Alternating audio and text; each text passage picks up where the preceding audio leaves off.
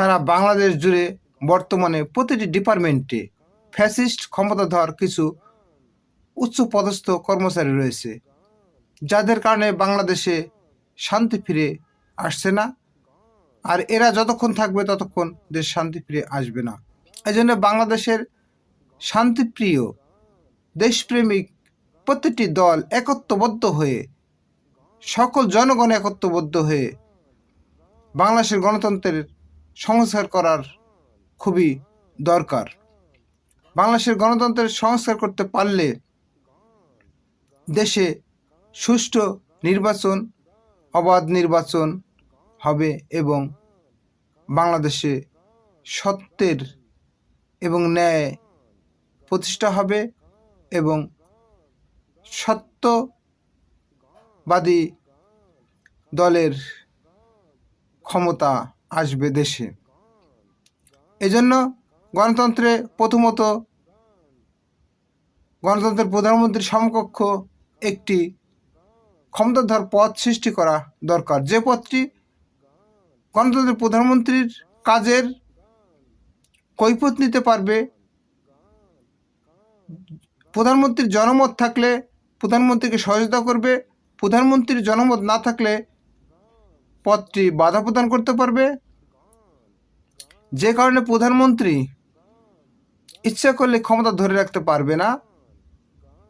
ক্ষমতাধর পদটির থাকার কারণে প্রধানমন্ত্রী তার সততা রেখে কাজ করতে বাধ্য হবে এবং তার ক্ষমতার প্রভাব মানুষের উপর, দেশের উপর প্রতিষ্ঠিত করতে পারবে না।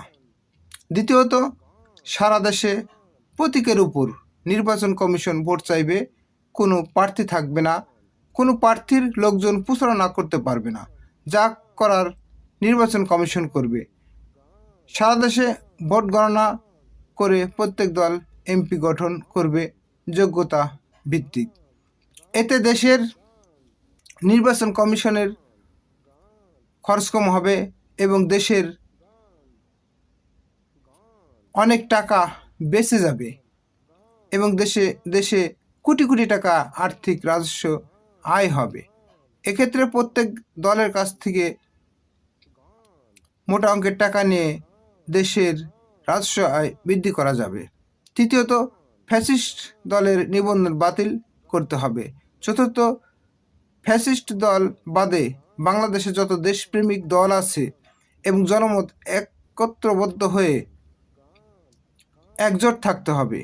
যে দেশে সকল দল, দেশপ্রেমিক দলগুলো একজোট থাকে এবং জনগণ একজোট থাকে, সেই দেশে ফ্যাসিস্টরা কিছু করতে পারে না এবং সেই দেশে কখনো ভাবমূর্তি ক্ষুণ্ণ হয় না, সেই দেশের উন্নতি হয়, সে দেশে হরতাল জ্বালাও পোড়াও এটাও হয় না।